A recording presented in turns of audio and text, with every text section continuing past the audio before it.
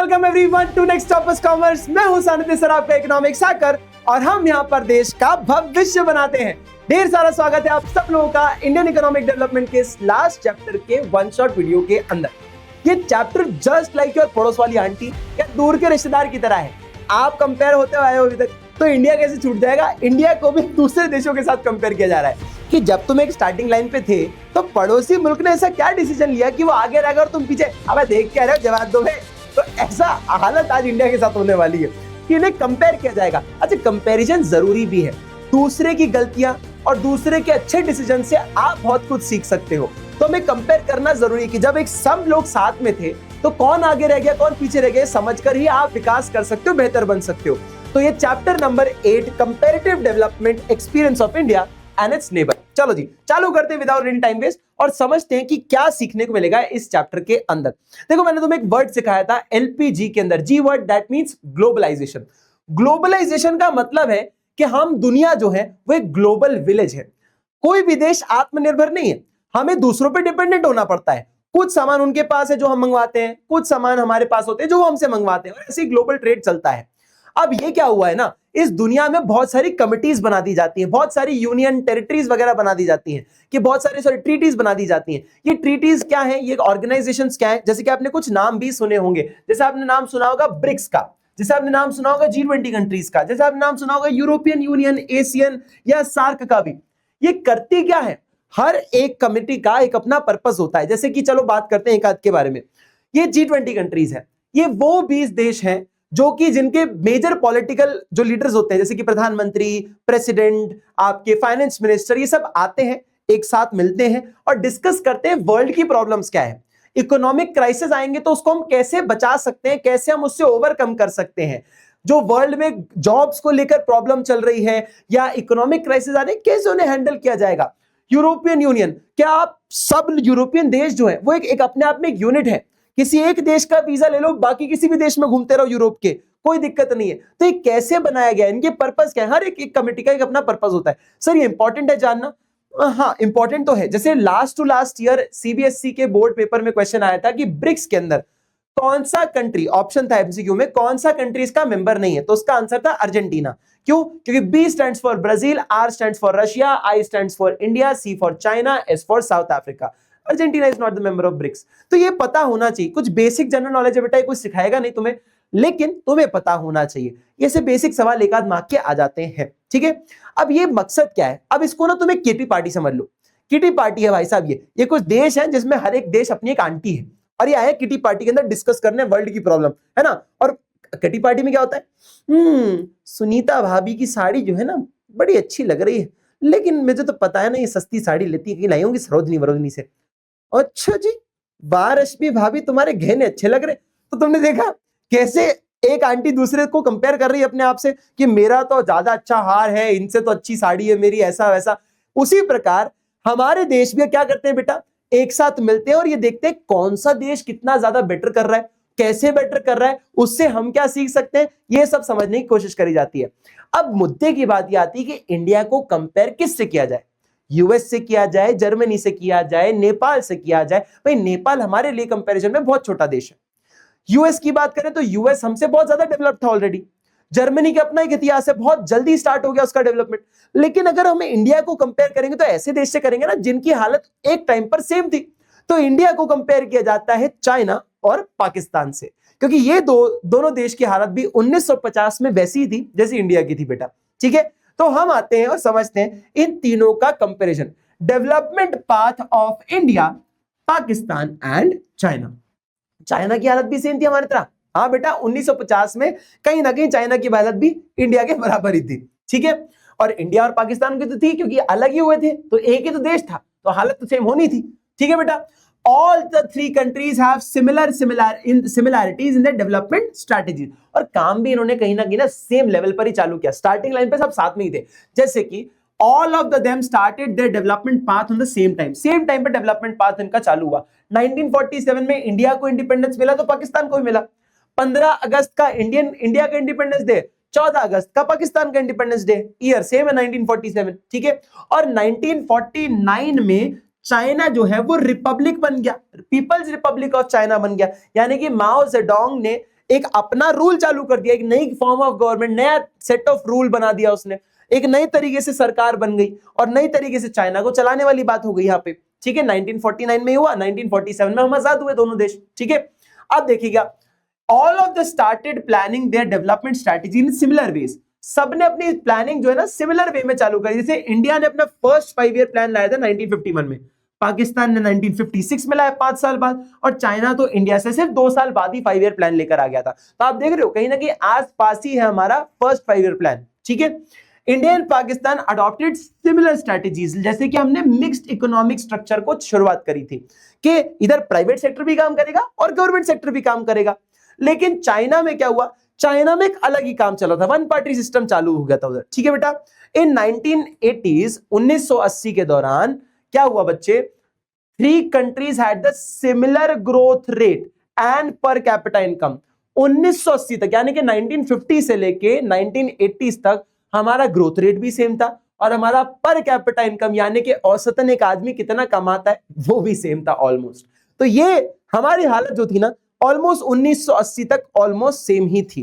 तो ये बताता है कि इंडिया का सही कंपैरिजन चाइना और पाकिस्तान से ही किया जा सकता है, ठीक है बच्चे ना। इंडिया और पाकिस्तान ने ना धीरे धीरे बताया कि बहुत ही स्लो तरीके से ग्रो कर रहे थे और बहुत ही मतलब अनइवन तरीके से हमारी ग्रोथ हो रही थी, लेकिन चाइना ने बहुत ही अच्छा मिराकुलस ग्रोथ दिखाया। और आज तुम जानते हो China is a manufacturing hub, सब चीजें बनती हैं चाइना में और बहुत पावरफुल देश बन चुका है। तो ये समझेंगे कि कैसे ये हुआ और धीरे धीरे समझेंगे आगे की चीजों को। लेकिन उससे पहले ये समझ लेते हैं कि चाइना और पाकिस्तान के बारे में थोड़ा जान लेते हैं। इंडिया की इकोनॉमी के बारे में तो पूरी किताब पढ़ ली अपन ने, चाइना और पाकिस्तान के बारे में थोड़ा बहुत तो जान लो भाई। तो चाइना और पाकिस्तान के बारे में थोड़ा समझते हैं कि क्या देश है और कैसी इनकी इकोनॉमीज है। तो देखो चाइना, चाइना अपने आप में इसको कहा जाता है ओल्डेस्ट सिविलाइजेशन। ओल्डेस्ट सिविलाइजेशन का मतलब क्या होता है बहुत लोग समझ नहीं पाते। सिंपल शब्दों में कहूं तो सोसाइटीज बनाकर, अच्छे से एग्रीकल्चर सिस्टम को डेवलप करके, सोसाइटीज बनाकर, जैसे आपके गांव बन जाते हैं अच्छे से डेवलप, सोसाइटी बन जाती, एक साथ लोग घर में रहने लग जाते हैं, सोसाइटीज होती ना, ऐसी सोसाइटीज बनाकर अच्छा रूल सिस्टम लाकर आप अगर अपना देश चला रहे हो तो उसे सिविलाइजेशन कहते हैं कि सिविलाइज हो रहे हो आप, ज्यादा एक रूल्स की तरह एक सेट ऑफ रूल्स को फॉलो कर रहे हो, एक अच्छा सा डेवलप्ड आपका स्ट्रक्चर है, हर किसी के घर जो है लाइन में बने हुए हैं, अच्छे से एग्रीकल्चर हो रहा है, सब सिस्टमैटिक तरीका हो रहा है, इसे हम सिविलाइजेशन कहते हैं। और चाइना को रेफर किया जाता है ओल्डेस्ट सिविलाइजेशन से कि बहुत पुराने समय से काम कर रहे हैं, ये बहुत पहले ही सिविलाइज्ड हो गए थे, ठीक है, समझ आया। ये दुनिया का 3rd लार्जेस्ट कंट्री भी है बच्चे, it has been the world's 3rd largest country, ठीक है, और ये वर्ल्ड की लार्जेस्ट इकोनॉमी भी रह चुका है, ठीक है। 3rd लार्जेस्ट कंट्री है बाय साइज और वैसे तो लार्जेस्ट इकोनॉमी भी रह चुका है। पीपल्स रिपब्लिक ऑफ चाइना कब बना था, ये चाइना बना था पीपल्स रिपब्लिक 1949 में माओ जेडोंग के रूल के अंदर, ठीक है। इनकी पार्टी वॉर जीती थी और इन्होंने पीपल्स रिपब्लिक बना दिया था 1949 पे, यानी कि जो पार्टी वॉर जीती थी उसने अपनी तरीके से देश को चलाने की बात रखी कि अब से ये वाली सरकार देश चलाएगी और ऐसे रूल्स चलाएंगे, ठीक है बच्चे, समझ आए। वो आइडियोलॉजी में नहीं घुसेंगे कैसे देश चलाया जाएगा, लेकिन एक पार्टी की सोच के अनुसार अब देश चलने वाला था। ज्योग्राफी, ज्योग्राफिकल लोकेशन के बारे में अगर बात करें तो China is the eastern Asian country bounded by the Pacific in the east and is the 3rd largest country in the world, which I already told you 9.6 million square kilometers की range में ये फैला हुआ है, कुछ ऐसा map दिखता है इसका, ठीक है। लैंग्वेज और पॉपुलेशन की बात करें 2019 से पहले तक चाइना वाज द फर्स्ट यानी कि सबसे ज्यादा पॉपुलेटेड कंट्री था। हाँ वो बात अलग है 2023 की यूनाइटेड नेशंस की रिपोर्ट के बाद India is the most populated country and second is now China. तो चाइना सेकंड हो गया है 2023 के बाद। हमारी ग्रोथ रेट रुकी नहीं रही है मतलब पॉपुलेशन में, और इनकी रुक रही है धीरे धीरे। क्यों रुक रही है वो भी बताऊंगा तुम्हें थोड़ी देर बाद में, ठीक है। और इनका जो ग्रोथ रेट था वो 0.5% था, यानी कि इनके यहाँ पे जो पॉपुलेशन का ग्रोथ है वो कंपैरेटिवली काफी स्लो है। 0.5 इज वेरी लेस, बहुत कम, मतलब डिक्लाइनिंग रेट ही मान सकते हो आप लोग, ठीक है बच्चे, समझ आया। और लैंग्वेज की बात करी जाए तो सीनो टिबेटियन करके लैंग्वेज है जिसको वहां की फैमिलीज बहुत ज्यादा बोलती हैं, ठीक है। The most languages in China belong to Sino Tibetan language family, ठीक है बच्चे, समझ आया। चलो जी अब आते हैं आगे, थोड़ा समझते हैं और चाइना के बारे में। चाइना जैसे मैंने ऑलरेडी बताया it is the oldest civilization. अब इसकी कुछ पॉलिसीज है फेमस जिनके बारे में अपन डिस्कशन करेंगे। मेजर मेजर पॉलिसी इनकी क्या थी जिनकी वजह से इनको नुकसान झेलना पड़ा या इनको फायदा हुआ। सबसे पहले बात करेंगे ग्रेट लीप फॉरवर्ड की। मैं चाहूं तो यहां पर लीक वर्ड भी लिख सकता हूं क्योंकि ये बहुत ज्यादा इंपॉर्टेंट पॉइंट है। क्या है ग्रेट लीप फॉरवर्ड? इसको अगर सिंपल सरल भाषा में बताऊं तो सरकार ने एक आदेश दिया और एक ऐसा कैंपेन चालू किया और उसमें बोला कि भैया आपको हर एक देश के व्यक्ति को अब बस एक ही काम करना है, स्टील बनाओ, फूड बनाओ, इंडस्ट्री वाली चीजें बनाओ, मतलब खूब सारी इंडस्ट्रीज बनाओ। तुम्हारे घर के पीछे बैकयार्ड होता है ना, उस बैकयार्ड में अगर जगह है ना तो उधर भी इंडस्ट्री डाल दो। मतलब हर जो जमीन दिखे उस पर काम करना चालू करो, इंडस्ट्रीज बनाना चालू कर दो। हमसे नौकरी वोकरी मत मांगने आना, स्टील बनाओ, खाना बनाओ, बहुत सारी चीज जो तुम्हें दिख रहा है वो बनाते जाओ जो देश को फायदा करे। तो हर एक इंसान जुट गया और इंडस्ट्रीज बनाना चालू कर दिया। अब एक कम्यून सिस्टम चालू हुआ। कम्यून सिस्टम क्या होता है बच्चे? कम्यून सिस्टम में क्या होता है, एक जितने भी लोग हैं, जैसे सबके पास बहुत सारे लोग हैं और बहुत सारे घर हैं, एक बड़ा सा जमीन जो है ना ये इतने सारे लोग कलेक्टिवली ले लेते हैं। यानी कि अगर मान लो 50 घर हैं, यहां पर एक गांव में 50 घर हैं, वो 50 के 50 घर डिसाइड करें कि एक बड़ी सी जमीन पे हम एक साथ काम करेंगे। किसी की मेरी तेरी जमीन नहीं है, सबकी जमीन एक ही है और एक ही बड़ी जमीन पे हम 50 लोग एक साथ काम करेंगे। सब कुछ हम एक साथ उगाएंगे, सब कुछ हम एक साथ ही बनाएंगे और सब कुछ हम एक साथ ही बनाएंगे खाएंगे। इसे हम कम्यून सिस्टम कहते हैं। यानी कि ना तेरा ना मेरा, ये सब हमारा है। 50 घर मिलकर एक बड़ी सी जमीन पे काम कर रहे हैं, ये इनका एक मकसद था। इसे हम कम्यून सिस्टम कहते हैं। इसको बनाया गया और इनफैक्ट कुछ 26,000 कम्यून्स बन गए थे 1958 तक कि कोई भी अगर जमीन दिख रही है, इनफैक्ट सरकार ने यह तक बोला था कि अगर सरकारी जमीन अगर खाली दिख रही है तुम्हें, सरकार तो काम नहीं कर रही है, खाली अगर सरकारी जमीन दिख रही है तो एक काम करो, उस सरकारी जमीन को इस्तेमाल कर लो, तुम लोग उस पर उगाओ चीजें, उस पर कुछ ना कुछ बनाओ, बस हमें थोड़ा सा टैक्स दे देना। जैसे रेंट के फॉर्म में किसी और की जमीन पे काम करते हो तो उसको रेंट देते ना, उसी प्रकार हमें टैक्स दे देना, बाकी जो भी प्रॉफिट मिले तुम खा जाओ। कितनी अच्छी बात है। हमारे यहाँ पे सरकारी प्रॉपर्टी पे अगर चले भी जाओ तो क्या होता है भैया, डंडे पड़ जाते हैं। खाली जमीन किसी इस्तेमाल की नहीं है, लोगों को बोला गया खाली जमीन है इस्तेमाल कर लो, एटलीस्ट कुछ बनाओगे तो देश का फायदा होगा, तुम लोग जॉब मांगने नहीं आओगे मेरे पास। बहुत अच्छी चीज कही। तो ग्रेट लीप फॉरवर्ड का इकलौता मकसद ये था कि हमें मॉडर्नाइज करना है चाइना को और बहुत सारी इंडस्ट्रीज बनानी है और मैन्युफैक्चरिंग हब बनाना है, जो कि बन चुका है चाइना। नो, तो देखो, campaign was initiated by Mao Zedong to modernize China's economy. This campaign initiated in 1958 aimed at industrializing the country on a massive scale. People were encouraged to set up industries in their backyard. Backyard में industries बनाओ. In rural areas, commune system, people collectively cultivated land. Collectively cultivated land. एक साथ मिलकर एक बड़ी जमीन पे काम करते थे। लेकिन हुआ क्या बच्चे, मैं अगर ये बोलूं तुम्हें कि हर एक आदमी को मैं उसका नेचुरल काम छुड़वा दूं और बोलूंगा तुम सब एक ही काम करो, कहीं ना कहीं प्रॉब्लम आएगी। हाँ या ना? सबको बोलूंगा सब लोग एक ही काम करेंगे, कहीं ना कहीं प्रॉब्लम आएगी। यही हुआ बेटा। A severe drought caused havoc in China. सब लोग जो जमीन पे काम कर रहे थे, हर एक आदमी जमीन पे काम कर रहा है, हर एक आदमी फसल उगा रहा है, हर एक आदमी स्टील निकाल रहा है, हर एक आदमी सेम ही काम कर रहा है। सूखा पड़ गया, सूखा पड़ गया। 30 मिलियन लोगों की जान चली गई, यानी कि 3 करोड़ लोगों की जान चली गई उस ड्रॉट की वजह से, सूखा पड़ने की वजह से, क्योंकि भुखमरी आ गई देश के अंदर। 3 करोड़ लोगों को जान गंवानी पड़ गई भुखमरी से। बेटा ये इतनी बुरी मौत होती है ना कि किसी को हद नहीं। आदमी भूख से मर जाए, खाने को ही ना कुछ, सूख जाता है आदमी ऐसा।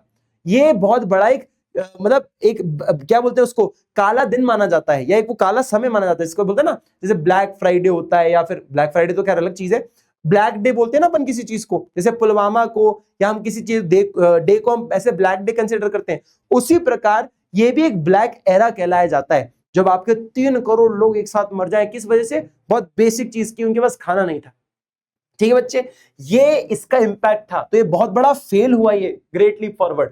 तो ये याद जरूर रखना क्योंकि पूछा जाता है बच्चे। ठीक है, रशिया के कॉन्फ्लिक्ट जब चाइना से हुए तो रशिया के जितने भी प्रोफेशनल्स थे ना, उन्होंने भी देश छोड़ दिया।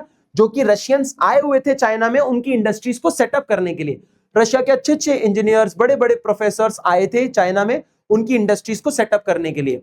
अब उनके अंदर बीच में कॉन्फ्लिक्ट हुआ तो रशिया के सारे लोग चले गए कि भैया अपने हमारे तुम लोग ठीक है, हमसे मत पूछो, अपने हिसाब से बनाओ तुम लोग अपनी इंडस्ट्री, हमसे मत पूछना, ठीक है बच्चे। तो ये था हमारा ग्रेट लीप फॉरवर्ड, यानी कि इसका उद्देश्य था मॉडर्नाइज करना, इंडस्ट्रीज को भर भर के सेट करना, लेकिन वो फेल हो गया, लोग मर गए, रशियंस भी चले गए, ऐसा कुछ आप लोग समझ सकते हो, ठीक है बच्चे। चलो जी, नेक्स्ट आता है ग्रेट प्रोलेटेरियन कल्चरल रेवोल्यूशन। अच्छा, आप लोगों को स्कूल में रहकर सारी चीजें पढ़ाई जाती हैं, या आप यूट्यूब से देखकर पढ़ते हो, या फिर बैचेस लेते हो, स्वाभाविक सी बात है ना। चाइना ने एक चीज सोची कि बहुत सारी किताबी नॉलेज सिर्फ किताब में ही रह जाती है, बच्चे एक्चुअली में कुछ सीख नहीं पाते उस बात से, और हमारे देश में बहुत सारी प्रॉब्लम ऑलरेडी है, तो ऐसा क्या करें कि बच्चे ऑटोमेटिकली प्रॉब्लम भी सॉल्व करते हैं और बच्चे नेचुरल तरीके से चीजों को समझे और पढ़े।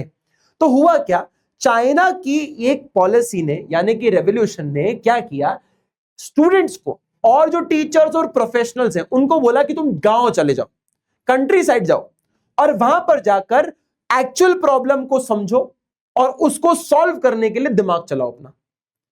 तो रियल लाइफ प्रॉब्लम पे बच्चों को काम करवाया गया और रियल लाइफ प्रॉब्लम पे प्रोफेशनल्स और टीचर्स को काम करवाया गया, जिससे कि रियल लाइफ में प्रॉब्लम भी सॉल्व हो जाए और बच्चे नेचुरल तरीके से चीजों को सीखें।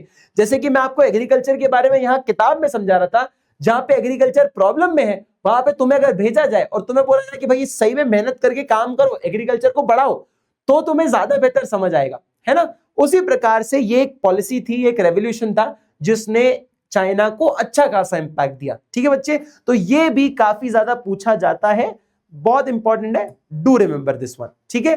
ग्रेट प्रोलेटेरियन कल्चरल रेवोल्यूशन, यानी कि माओ जेडोंग ने इंट्रोड्यूस किया। इसने क्या बोला, under which students and professionals were sent to work and learn from countryside, कि गांव में जाओ, वहां सीखो, वहां के लोगों की मदद करो, प्रॉब्लम सॉल्व करो, ऑटोमेटिकली नेचुरल लर्निंग होगी आपकी, ठीक है बच्चे, समझ आया।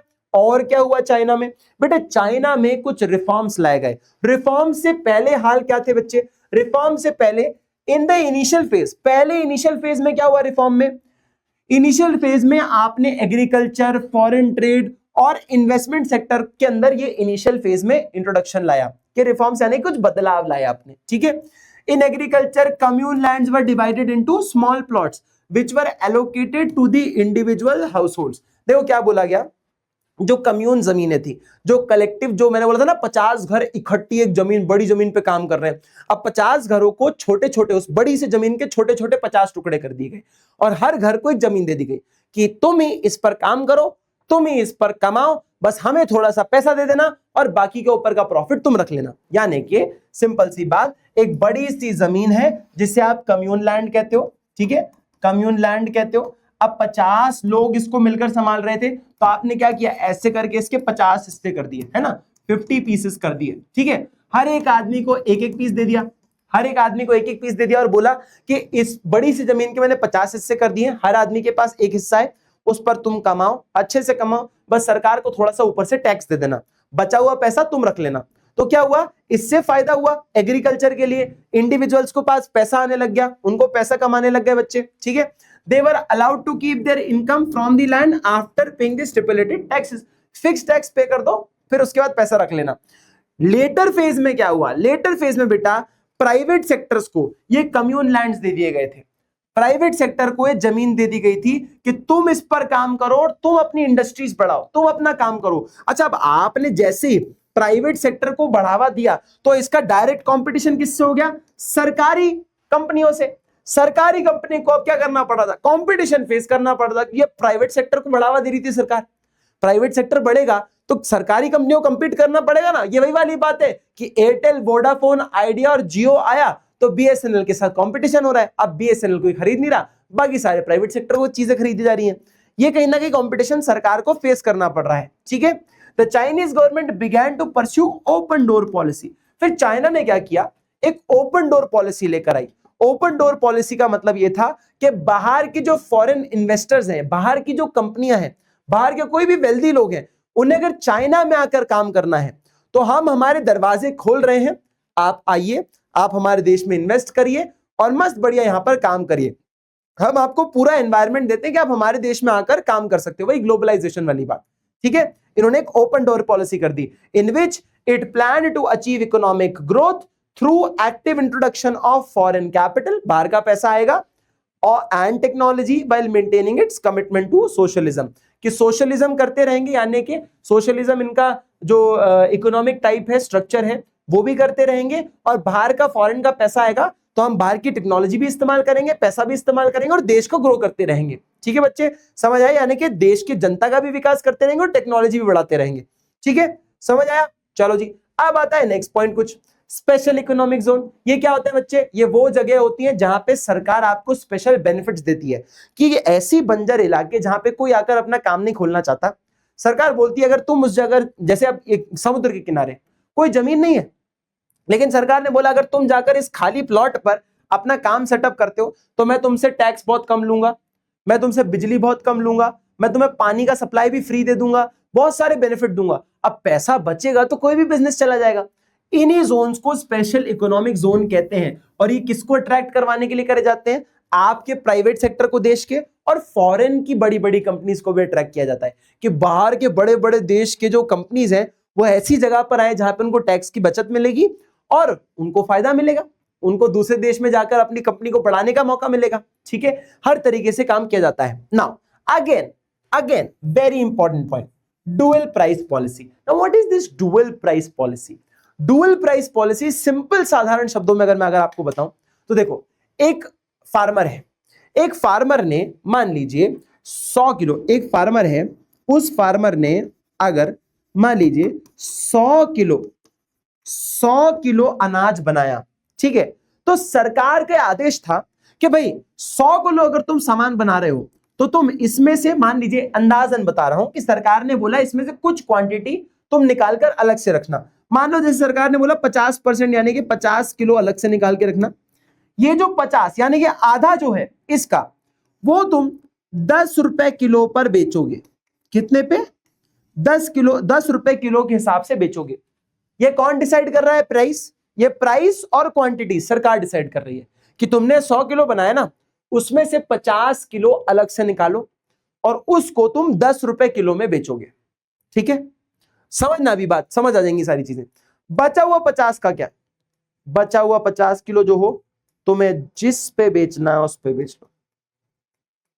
यानी कि मान लो इस 10 रुपए किलो, इस सामान की वैल्यू 50 रुपए किलो है बाहर, या 100 रुपए किलो है, मान लीजिए ये मार्केट प्राइस इसकी 100 रुपए किलो है ना, और ये सरकार आपको बोल रही है कि इसको 10 रुपए में बेचो। मतलब 100 किलो का सामान 50, मतलब 100 किलो का सामान, आधा सामान 10 रुपए का बिक रहा है और आधा सामान फार्मर पे छोड़ दिया कि तुम्हें जितने में बेचना है बेचो। उसका मोटिव ये है कि जो सस्ते में सामान बेचा जा रहा है वो वेलफेयर पर्पस के लिए किया जाएगा, है ना, कि वेलफेयर कर रहे हो आप, है ना। जैसे इंडिया में राशन कार्ड होता है, तो राशन कार्ड पे क्या होता है बच्चे, 2 रुपए किलो 3 रुपए किलो में चावल मिल जाते हैं। तो कुछ क्वांटिटी सस्ता सामान बेचोगे आप और बचा हुआ क्वांटिटी मार्केटर अपने हिसाब से बेच सकता है अपनी प्राइस लगा के। तो दोनों काम हो गए, यानी कि आपने विकास में भी हेल्प कर दी, आपने जनता को भी खुश कर लिया, और आपने क्या किया बच्चे, आपने प्रॉफिट भी खराब नहीं करने दिया फार्मर का, कि भाई इसको तो नुकसान हो रहा है ना 100 रुपए की चीज 10 रुपए में बेच के, तो ये 100 रुपए की चीज आधा सामान 100 रुपए में बेच सकता है और बचा हुआ आधा वो 10 रुपए में बेच सकता है, जैसे सरकार ने निर्देश दिया है। तो सरकार ने क्या बोला इसको, देखो सामान सेम है लेकिन 2 प्राइसिंग है, डुअल प्राइस पॉलिसी। सामान 2 हिस्सों में बेचो, एक सरकार बताइए कितनी क्वांटिटी कितनी प्राइस में बेचनी है, बाकी बचा हुआ सामान कितने में बेचना है वो तुम्हारी मर्जी। आधा सामान सरकार डिसाइड करिए कितने में बेचना है और बाकी का आधा सामान तुम डिसाइड करो तुम्हें कितने में बेचना है, जैसे कि तुम्हें भी नुकसान ना हो, प्रोड्यूसर को और कस्टमर्स को भी नुकसान ना हो, जनता का भी भला हो जाए। समझ पाए? इसे कहते हैं डुअल प्राइस पॉलिसी। यानी कि this means fixing the price in 2 ways, 2 ways में प्राइस फिक्स कर रहे हो। Farmer, producer, industrial units were required to buy and sell fixed quantities of input output on the basis of price fixed by the government। सरकार द्वारा जो price fix करी जा रही है, जो क्वांटिटी फिक्स करी जा रही है, उसी में बेचना पड़ेगा आपको। दूसरी चीज, फॉर दी अदर ट्रांजैक्शन, जो बचा हुआ हिस्सा है, जो भी इनपुट आउटपुट बचा होगा, जो आपने खरीदा है, बेचा है या बेचना चाहते हो, वो आप मार्केट प्राइस पर बेच दो। यानी कि जिस पे आपको बेचना है बेच दो, जितना मार्केट में सामान की प्राइस होगी उतने पे बेचो, उस पर कोई रोक टोक नहीं है। 50% आप सरकार के हिसाब से बेचो, 50% खुद के हिसाब से, सिंपल एज दैट। ठीक है बच्चे, समझ आया? चलो जी नेक्स्ट पॉइंट। अब आता है पाकिस्तान। पाकिस्तान से पहले आप फटाक से एक बार स्क्रीनशॉट ले लो। चलो बेटा जी, अब बात करते हैं पाकिस्तान की इकोनॉमी के बारे में और जरा समझते हैं कि इनकी इकोनॉमी कैसी है जी।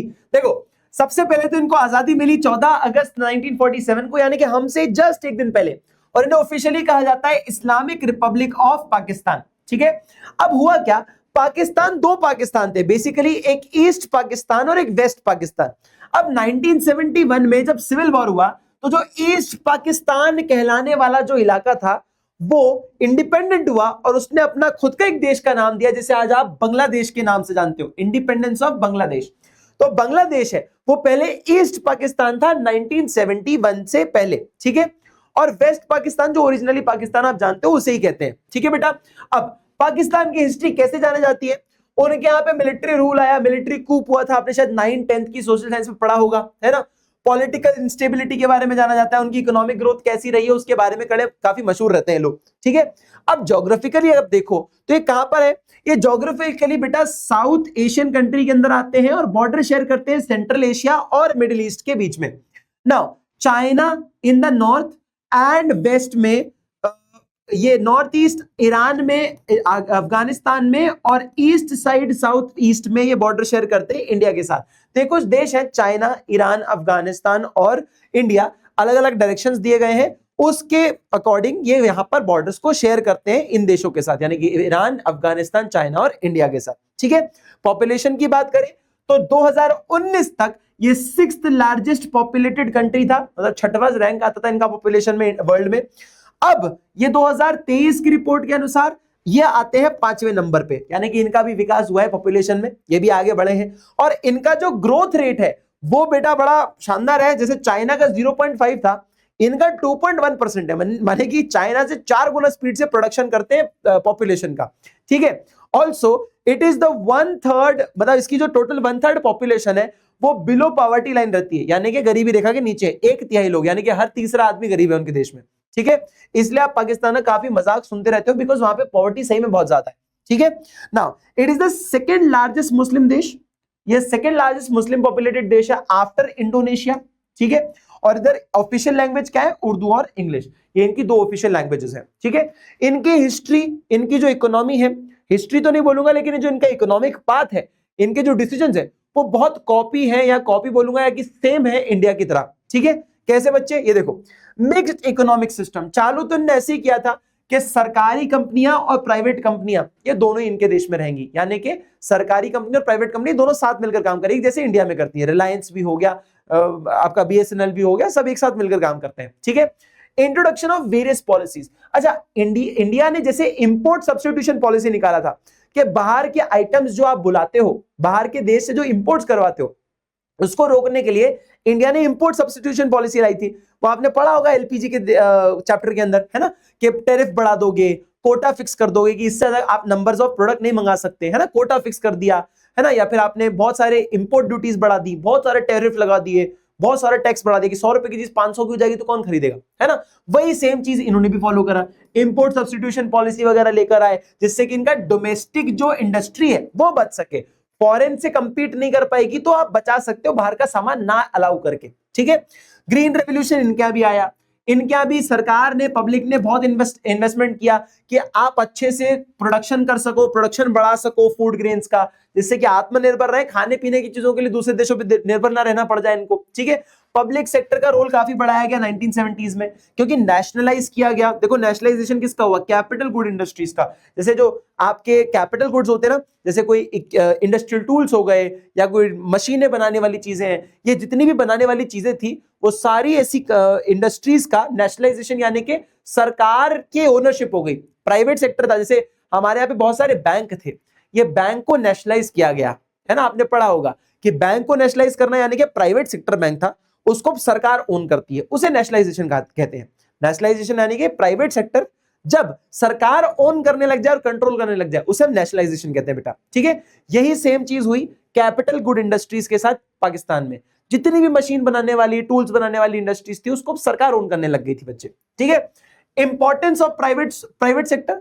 अब हुआ क्या, सरकार को समझ आया कि 1970 के अर्ली स्टेजेस में, कहां पे, अर्ली स्टेजेस में, यानी कि 1970s के टाइम पर ही या 71 के टाइम पर ही इनके एक दिमाग में था कि सरकार चलाएगी अगर काम तो अच्छा रहेगा, पर लेट 1970s में इनको समझ आया कि भैया प्राइवेट सेक्टर को रोल देना पड़ेगा, आप सारा काम खुद नहीं कर सकते, आपको प्राइवेट सेक्टर को भी रोल देना पड़ेगा। तो इन्होंने क्या किया, डीनेशनलाइजेशन किया, यानी कि सरकारी कंपनियां जो सारी की सारी थी उनको बेचना चालू कर दिया क्योंकि इनसे काम संभल नहीं रहे थे, और एनकरेज किया प्राइवेट सेक्टर को कि भैया तुम काम करो हमारे बिहाफ पे और हम तुम्हारे काम में पैसा लगाते हैं, तुम्हें फायदा भी देंगे, तुम्हें पैसा लगवाएंगे और तुम्हें बेनिफिट करेंगे, ठीक है, तुम काम करो हमारी जगह पर, ठीक है। ये इनके बार हुआ। दूसरी चीज, एक बहुत इंपॉर्टेंट पॉइंट, इनकी पूरी जो इकोनॉमी है ना बच्चे, ये लेट 70s में इनकी पूरी इकोनॉमी किस पे चल रही थी, फाइनेंशियल एड पर चल रही थी। इनके फाइनेंशियल कैसे थे, अगर बाहर के देशों से भैया अगर सपोर्ट आ गया, वेस्टर्न नेशंस के थ्रू फाइनेंशियल सपोर्ट मिल जाए, या बाहर कोई पैसा पड़ा हो, कोई बाहर के लोग पैसा भेज दे हमें, उसके बेसिस पे अपनी इकोनॉमी चला रहे थे। तो इनके पास बहुत बुरे हाल थे, बहुत सारा पैसा फॉरेन का, जो फॉरेन करेंसी आता था, या तो रेमिटेंस होता था, रेमिटेंस यानी कि बाहर के लोग अगर इनको भेज रहे हैं, वन वे ट्रांजैक्शन जिसको कहते हैं अपन बेटा, है ना, या किसी ने इनको सपोर्ट दे दिया, कोई एड दे दी, कोई चैरिटी के फॉर्म में दे दिया, या लोन दे दिया, ये इसी बेसिस में अपना फाइनेंशियल सपोर्ट संभाल रहे थे। इनके फाइनेंसेस बाहर के देशों की एड पर निर्भर था, एड यानी कि मदद पर निर्भर था, ठीक है। ये इनकी इकोनॉमी मोटा मोटी रही है, ठीक है बच्चे। अब जरा समझते हैं एक बहुत इंपॉर्टेंट बात। अब ये जो चार्ट है ना, ये चार्ट अगर तुम्हारे एग्जाम में दिखा, क्योंकि दिखेगा ही दिखेगा, very important, very important, very important. ये नहीं बोल रहा कि यही चार्ट आएगा, आ भी सकता है, और ऐसा कोई और दूसरा चार्ट भी आ सकता है, पर दुनिया में कोई भी चार्ट दे दिया जाए, उसको आपको सॉल्व कैसे करना है वो मैं आपको आज बता रहा हूं। तो अभी जितने भी आप चार्ट देखोगे, इन तीनों देशों को कंपेयर करते हुए देखोगे डेटास को, तो आपको कैसे सॉल्व करना है। देखो होगा क्या, आपके क्वेश्चन में ऐसा कुछ चार्ट दे दिया जाएगा, डेटा दिए गए होंगे, आपको खुद नहीं याद रखनी डेटा, ऐसा सर पॉपुलेशन याद करके जानी पड़ेगी क्या, सर ये जो क्या बोलते हैं सेक्स रेशो याद करके जाना पड़ेगा, सर ये फर्टिलिटी रेट याद करके जाना पड़ेगा कि इंडिया का इतना था उतना था, ना बच्चे, तेरे को याद नहीं करना है तो टेंशन मत ले, तुम्हें तो ये डेटा दिए गए होंगे, तुम्हें इसका इस्तेमाल करना है, एनालिसिस करना है। अब जैसे मैं तुम्हें अंदाजन बताता हूं कि तुम इस क्वेश्चन को कैसे सॉल्व करोगे, डेटा इसको देख के घबराना नहीं है। बहुत सारे लोग क्या करते हैं, सर क्या लिखूं इसमें, समझ नहीं आ रहा मुझे, ले भैया समझा देता हूं, अभी 2 मिनट में समझाता हूं, सबकी सब चीजें तुम्हारे सामने क्लियर हो जाएंगी। देखो पहले तो यहां पे 3 कॉलम बना दिए, इंडिया, चाइना और पाकिस्तान। अब हर एक पैरामीटर यानी कि डेमोग्राफिक इंडिकेटर यानी कि पॉपुलेशन के साइज के ऊपर आपने कुछ डेटा कलेक्ट किया कि आपने इंडिया, चाइना, पाकिस्तान की पॉपुलेशन निकाली और उसको कंपेयर कर रहे हो कुछ पॉपुलेशन के बेसिस पे, उनकी ज्योग्राफिकल लोकेशन के बेसिस पे, है ना, डेमोग्राफिक इंडिकेटर कहते हैं इन्हें। अब आपने सबसे पहला कंपैरिजन किया पॉपुलेशन को लेकर, तो अब यहां पर देखो और मुझे बताओ सबसे ज्यादा पॉपुलेशन किसकी दी गई है। सर चाइना की सबसे ज्यादा दिख रही है 3993, इंडिया की सेकंड है, थर्ड है पाकिस्तान की। तो अब कैसे लिखे, ऐसे ही लिखो, और क्या, China is the most populated country in the world with the population of 1393 million people in the country, which is more than India and China. Then comes India, that is with a population of second large population, with a population of 1352 million people in the country. Then come the third, that is Pakistan, with a population of 212 million people in the country. ऐसा लिख दो, इतना ऐसे शब्द में लिख सकते हो, टीप टीप के बस एक थ्योरी में लिखना है तुम्हें, और कुछ नहीं करना। फिर लेटेस्ट इंफॉर्मेशन चाहो तो लिख देना, now after United Nations report, थोड़ा बहुत ना जनरल नॉलेज रखना अपने पास, और उसके आगे के पॉइंट्स थोड़े बहुत लिख देना अगर लिख पाओ तो, है ना। क्या करना है तुम्हें, उसमें जनरल इंफॉर्मेशन अगर लिख पाओ तो, ऐसा कंपलसरी नहीं है, लिखोगे तो अच्छा ही, बेनिफिट है तुम्हारे लिए। After the United Nations report on 2023, it showed that India is the highest population now, is ranked 1. China is ranked at 2, second number of population in the world, and Pakistan is ranked at 5th population. क्योंकि अभी पढ़ के आए थे ना अपन, याद रहेगा तो तुम लिख दोगे एक्स्ट्रा इंफॉर्मेशन। देखो अब तुम देखो इसको कैसे लिखा होगा, यहाँ पे इधर देखो, population, China is the most populous country in the world and India is the second most populated country in the world. India कितना है जी, 1352 million people as compared to China और India. Population of Pakistan is very less, 212 million people in the world. क्या लिखा है इसमें, क्या है कुछ है इसमें, जो लिखा था डेटा उसको मैंने शब्दों में पिरो दिया बस, और क्या किया, फिर क्या किया, according to United Nations data 11 October, चलो मत याद रखना, 2023 लिख देना, या अकॉर्डिंग टू लेटेस्ट डेटा लिख देना, है ना, मत लिखना year, according to latest data लिख देना। India is rank 1, China is rank 2, Pakistan is rank 5। और क्या लिखोगे, इतना तो लिख सकते हो, समझ आया। इंडिया जो है वो वर्ल्ड की 17.76% पॉपुलेशन है, यानी कि टोटल पॉपुलेशन जो वर्ल्ड की है उसकी 17.76% पॉपुलेशन सिर्फ इंडिया की है ना। चाइना की 17.72, पाकिस्तान की 2.99 यानी कि 3% पॉपुलेशन पूरी दुनिया की। पूरी दुनिया की 3% पॉपुलेशन पाकिस्तान की है। पूरी दुनिया की 17.72% पॉपुलेशन किसकी है, इंडिया की है। 72 किसकी है, चाइना की। तो आप समझ पा रहे हो क्या कहना चाह रहा हूं मैं, बहुत सिंपल चीज है। अब देखो तुम आगे देखो, इसमें देखो ग्रोथ रेट पे बात करेंगे तो कैसे करेंगे। Pakistan has the annual growth rate, highest annual growth rate, Pakistan की सबसे ज्यादा हाई ग्रोथ रेट है in comparison to both the countries. Then comes India with 1.03% population growth rate. Then comes China, the least population growth rate, यानी कि हम ये compare कर सकते हैं कि सबसे ज्यादा पॉपुलेशन किसकी ग्रोथ, पॉपुलेशन ग्रोथ की रेट कैसी है, किस देश में कितने परसेंट से पॉपुलेशन बढ़ रही है। तो पाकिस्तान में 2.5%, 2.05% के हिसाब से बढ़ रही है, इंडिया में 1.03% के हिसाब से बढ़ रही है, और चाइना में 0.45 से 46% के हिसाब से बढ़ रही है। तो आप क्या करोगे, सामने डेटा दिया है, लिख दो भाई, लिख दो, और क्या करना है। और अगर चाहो तो ऐसा लिख देना, और थोड़ा इलेबोरेट करके लिखना चाहो कैसे लिख सकते हो, Pakistan population growth rate is 4 times than of China.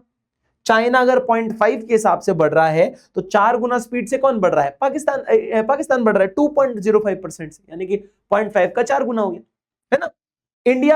India से डबल स्पीड से पाकिस्तान बढ़ रहा है। तो in comparison to India, Pakistan population growth rate is twice, दुगना। ये 1% से बढ़ रहा है, वो 2% से बढ़ रहा है। समझ लो क्या कहना चाह रहा हूं, आप जस्ट नंबर्स के साथ खेलो बस, और कुछ नहीं।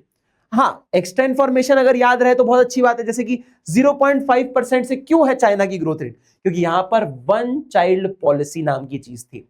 अब वो क्या है, ध्यान से सुनना। देखो यहां पर क्या किया मैंने, growth rate of population, annual growth rate population of lowest जो है वो किसकी है, China 0.46% compare to India 1.03, Pakistan से 2.05। देख रहे हो, कुछ लिखा मैंने, कुछ नहीं लिखा। ऐसे आपको सॉल्व करना है चार्ट वाला, इजी है ना, अब टफ नहीं लग रहा होगा। यही तो तुम्हें याद करना है, और आधे लोग यही नहीं कर पाते। अब जैसे 0.5 को अगर आपको प्रूव करना है कि चाइना में इतना कम क्यों है सर पॉपुलेशन रेट, तो हुआ क्या था, लेट 90 या माने कि ईयर ही मान लो, लेट 1970s या फिर मैं बोलूंगा 1979 में हुआ क्या बच्चे, 1979 में एक वन चाइल्ड पॉलिसी नाम की चीज लाई गई, यानी कि बच्चा एक ही अच्छा, एक बच्चा मीठी खीर, दूसरा बच्चा तुम जानते हो आगे, ठीक है। तो सरकार ने बोला, चाइना गवर्नमेंट ने बोला कि भैया हमारे देश में बहुत ज्यादा पॉपुलेशन बढ़ती जा रही है और हम इतने लोगों को हैंडल नहीं कर पाएंगे, तो आगे आने वाले बच्चे जो होंगे वो आप एक ही करिएगा, दूसरे करेंगे तो सरकारी बेनिफिट्स आपको नहीं मिलेंगे उसमें, ठीक है। तो सरकार ने स्ट्रिक्टली बोल दिया कि एक ही बच्चा करना भाई, दो दो नहीं करने अपन ने, ठीक है, ये समझ आया। तो जैसे ही सब लोगों ने एक एक बच्चे किए, अब क्या हुआ बच्चे, मैं तुम्हें इसका डोमिनो इफेक्ट बताता हूं। जैसे कि 2 लोग थे, ये 2 लोग थे, ये 2 लोग थे, ये 2 लोग थे, ये 2 लोग थे, अब कितने हो गए, 2 2 2 2 2, कितने हो गए जी, ये 10 लोग हो गए, ठीक है। अब इनके एक एक बच्चे हुए, मान लीजिए इनके एक एक बच्चे हुए, है ना, इनके एक एक बच्चे हुए, कितने हो गए, 5 बच्चे हो गए, है ना। ये कब है बेटा, 1979 की बात है ना, 1979 की बात है। अब जब इनके एक एक बच्चे हुए तो आपस में एक पेयर बना, इनका बच्चा हुआ, आपस में एक पेयर बना, इनका बच्चा हुआ, ये अकेले रह गया बेचारा सिंगल, सैड, तुम्हारी तरह हमें कि थोड़ा भैया, ठीक है। इधर कितने लोग आए, 2 ही लोग बचे। तो देख रहे हो तुम लोग, 10 लोगों में पहले 5 बच्चे हुए, अब 5 में सिर्फ 2 बच्चे हो रहे हैं, पॉपुलेशन कम होती जा रही है। अब होगा क्या, यहां पर तुम्हें अभी दिख रही होगी 2015 तक इतनी पॉपुलेशन की, 10 लोग हैं, 5 लोग और 2, यानी कि टोटल 17 पॉपुलेशन है आपके देश की 2015 में, है ना। अब क्या होगा, ये सब बूढ़े हो जाएंगे 2015 तक सब बूढ़े हो जाएंगे। एक साथ जब ये सारे लोगों की डेथ होगी, क्योंकि ऑब्वियस ही बात है ये सब सेम एज लोग होंगे, एक जनरेशन के लोग होंगे, ये अगली कुछ 5-10 साल में सारी जनरेशन चली जाएगी, ये वाली ग्रैंड पेरेंट्स वाली, सब एक साथ मरेंगे, तो पूरे देश में 10 लोग चले जाएंगे, यानी कि 17 में से 10 लोग चले जाएंगे तो सिर्फ 7 लोग बचेंगे। सडन पॉपुलेशन ड्रॉप होती है, सडन पॉपुलेशन ड्रॉप होती है। फिर इनको रियलाइजेशन होता है, अबे तेरी तो हमने जो वन चाइल्ड पॉलिसी उस टाइम लाई थी, उस टाइम बच्चे कम किए तो अब जितने बूढ़े लोग थे सब एक साथ निपट गए, तो बचे कौन? बहुत कम लोग बचे, मतलब एकदम से 10 लोग चले गए 17 में से, तो आधी से ज्यादा पॉपुलेशन एक बारी में चली गई भाई, है ना। तो ये चीज क्या हो रहा है बच्चे, पॉपुलेशन की ग्रोथ रेट भी कम कर रहा है और सडन पॉपुलेशन में ड्रॉप आ रहा है। ये भी एक बहुत बड़ा प्रॉब्लम था चाइना के लिए। तो चाइना ने पता है क्या किया, ये तो मैंने पेपर में भी पढ़ा था। चाइना ने 2015 में बोला गया कि भैया आपसे एक काम करो, 1 चाइल्ड नहीं अब 2 चाइल्ड पॉलिसी है, 2 बच्चे करने हैं तुम्हें। अब उससे भी इनको फायदा नहीं मिला, पॉपुलेशन स्टिल गिरती जा रही थी। तो 2021 में क्या किया, इन्होंने बोला अब तुम्हें 3 बच्चे करने हैं। कितने बेटा? 3 बच्चे।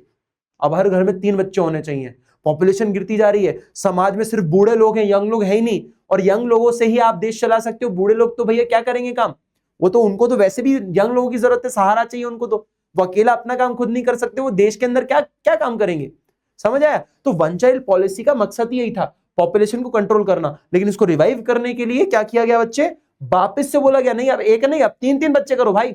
इनफैक्ट न्यूज़पेपर में मैंने पढ़ा था, तो मैं सुन के हंसी आएगी, लेकिन ये बहुत इंपॉर्टेंट बात है, देश के लिए बहुत गंभीर बात होती है बच्चे, ये कि यंग लोग बचे ही नहीं है, सब बूढ़े लोग हैं। निर्भर कितने हो जाते हैं बूढ़े लोग सरकार पर, बहुत निर्भरता बढ़ जाती है, सरकार चला नहीं सकती देश को फिर, ठीक है। तो हुआ क्या, अभी शायद 2021-22 की न्यूज है, एक पेपर में मैंने पढ़ा था कि वैलेंटाइंस वीक के अंदर सरकार ने छुट्टी दे दी थी।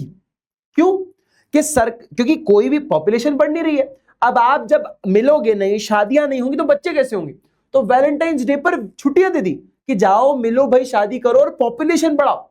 लिटरली ये एक तरह का इन्होंने पॉलिसी भी लाया। तो समझ रहे हो तुम लोग, इतना बड़ा प्रॉब्लम होता है किसी भी देश के लिए पॉपुलेशन का ग्रोथ, या ज्यादा हो जाना और कम हो जाना दोनों, ठीक है। इसलिए बैलेंस अप्रोच अच्छा होता है हमेशा। क्लियर? अब देखो डेंसिटी पर स्क्वायर किलोमीटर, ये क्या कहलाता है बच्चे। अब जैसे मैं आपको एक एग्जांपल से बताता हूं, पर स्क्वायर किलोमीटर यानी कि मतलब हर जो साइड्स है वो 1-1 किलोमीटर की इनकी, ठीक है। हर जो कोने हैं वो 1-1 किलोमीटर के। तो देश में 1 किलोमीटर के ऐसे अगर मैं बक्से बना दूं, 1 किलोमीटर 1 किलोमीटर 1 किलोमीटर 1 किलोमीटर, ठीक है, 1-1 किलोमीटर के ऐसे बक्से बना दूं, और मैं यहां लिख दूं भैया इंडिया, यहां लिख दूं चाइना, और यहां लिख दूं पाकिस्तान, ठीक है। तो पॉपुलेशन डेंसिटी आप एक चीज से ऐसे समझ पाओगे कि 1 स्क्वायर किलोमीटर का जो ये ऐसे बक्से हर एक देश में, तो ये बताता है कि आपके देश के पास कितनी जमीन है और उस जमीन पे कितने लोग रह रहे हैं। तो देखो इससे हम ये समझ पाते हैं कि 1 स्क्वायर किलोमीटर के अगर मैं बक्से बनाऊं, तो इंडिया में 445 लोग रह रहे होंगे, यानी कि 1 स्क्वायर किलोमीटर में अराउंड 455 लोग रह रहे होंगे। वहीं पे चाइना में 148 रह रहे होंगे, और वहीं पे पाकिस्तान में 275 लोग रह रहे होंगे।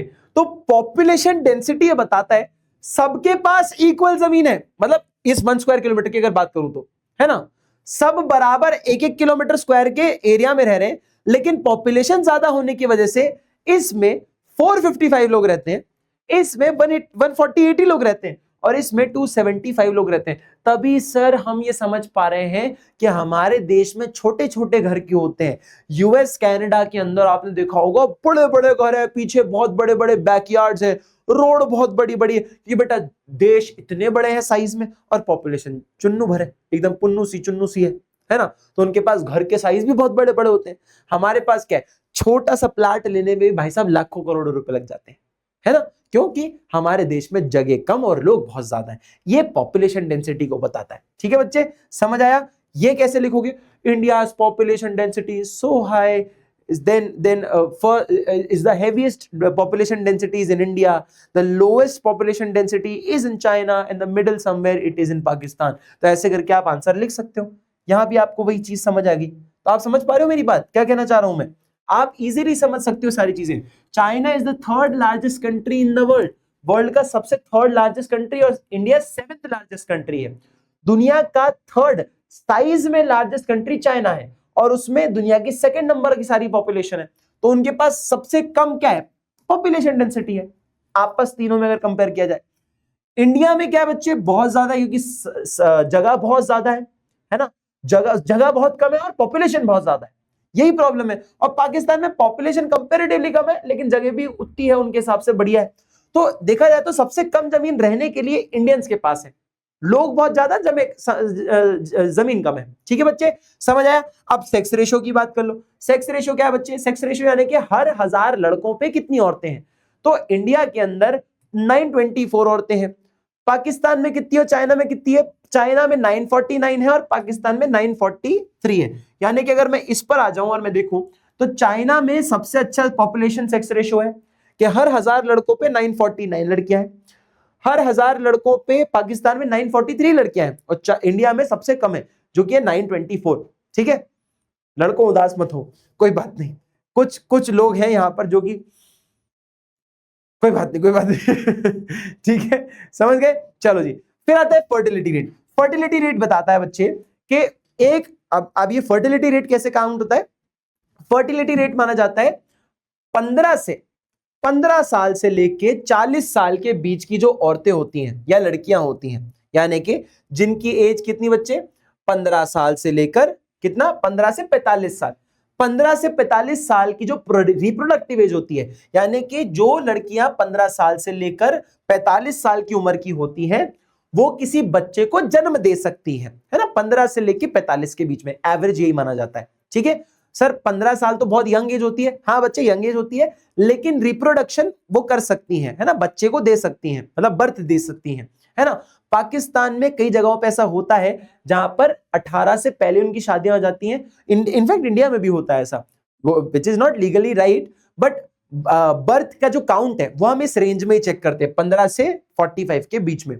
तो ऐसी कितनी बच्चियां हैं और लड़कियां हैं, 15 सॉरी नॉट 14, 15 से लेके 45 इयर्स के बीच में ऐसी कितनी लड़कियां हैं, औसतन नंबर ऑफ बर्थ्स और लड़कियां, उनको कंपेयर किया जाता है कि एक लड़की कितने जन्म दे रही है, इसको काउंट किया जाता है। तो फर्टिलिटी रेट क्या बताता है? एक 15 साल से 45 साल के बीच में जो लड़कियां हैं और नंबर ऑफ बर्थ जितने देश में हो रहे हैं, उनको डिवाइड किया जाता है और निकाला जाता है कि एक लड़की कितने जन्म दे रही है। तो इंडिया में औसतन कुछ 2.2 बर्थ देती है एक लेडी, एक औरत जो है वो कुछ 2.2 बर्थ देती है, मतलब 2 मान लो आप हिसाब किताब कि एक औरत 2 बच्चों को जन्म देती है। वहीं पर चाइना में पॉपुलेशन ग्रोथ कम हो रही है। वहां पे क्यों? 0.5% क्यों इनकी पॉपुलेशन ग्रोथ? एक औरत जो है वो 1.75% ही उनकी ग्रोथ रहती है, मतलब 1.75 नहीं, एक औरत 1.7 बच्चों को ही बर्थ देती है। अब सर 1.7 क्या होता है? यानी कि आप ये बोल सकते हो कि 2 औरतें हैं तो उसमें से एक ही बच्चे को जन्म दे रही है, एक औरत 2 बच्चों को जन्म दे रही है, तो औसतन आप ये मान सकते हो कि 2 औरतें मिला के 3 बच्चों को जन्म देती हैं। ठीक है, एक के पास 1 बच्चा है, दूसरी के पास 2 बच्चे हैं, ऐसा कुछ आप मान सकते हो। ठीक है, हर औरत 2 बच्चे नहीं दे रही है। ठीक है, यहां पर ये चाइना में है। पाकिस्तान में थोड़ा उल्टा है, उनकी पॉपुलेशन ग्रोथ रेट कैसा है? 2.05%।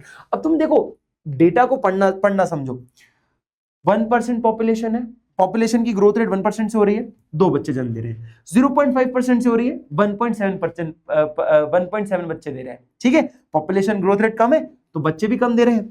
पॉपुलेशन डबल है, ज्यादा है, तो देखो कितना है, 1 से 2 है, तो यहां पर देखो 2.2 से 3.6 है, ज्यादा है ना? तो एक औरत अराउंड 3 से 4 बच्चे देती है। यहां पर कहां पर बच्चे? पाकिस्तान में। तो ये डेटा आप समझ सकते हो और यही चीज आप वहां पर जाकर लिख देना। Fertility rate is counted between the age of 15 to 45 years of reproductive age of a woman. Now, according to that, India gives a birth rate of around, a single woman gives a birth rate of around 2.2 offsprings, है ना? 1.7 in China and 3.6 in Pakistan. ठीक है, ऐसा लिख सकते हो। Urbanisation का मतलब क्या होता है बच्चे? अर्बनाइजेशन का मतलब है बच्चे कितना आपके देश ने अर्बन एरियाज में डेवलपमेंट किया है। तो इंडिया में कितना है बेटा? 34% है, 59 कितना है चाइना में, और पाकिस्तान में कितना है? 37% है। चाहो तो इसको एक बार रीड कर लेना, बट आई होप कि मैंने जब ये तुम्हें पूरा टेबल बताया तुम इतना तो समझ गए होगे कि इस टेबल को पढ़ते कैसे और रीड कैसे करते हैं। ठीक है, I hope this is very much clear बच्चे। Urbanisation is the highest in China, यानी कि ज्यादा अर्बन एरियाज है चाइना में। इंडिया में क्या है बच्चे? इंडिया में कम है, even comparison to Pakistan. Pakistan के कंपैरिजन में देखें तो इंडिया कम अर्बन है। ठीक, कम अर्बनाइजेशन हुआ है इंडिया के अंदर। तो हम ये कंपैरिजन से समझ पाते हैं कहां कौन सा देश आगे, कौन सा देश किससे पीछे। ठीक है, समझ आया बच्चे? चलो जी, अब देखो एक और चीज, ग्रोथ इंडिकेटर। अब ग्रोथ कैसे नापते हो आप? जीडीपी के थ्रू नापते हो, जीडीपी के थ्रू नापते हो। ठीक है बच्चे, अब ग्रोथ कैसे नापी जाएगी? जैसे कि चाइना जो है बच्चे, वो एस्टिमेट करी जाती है कुछ 22.5 ट्रिलियन डॉलर की इकोनॉमी में।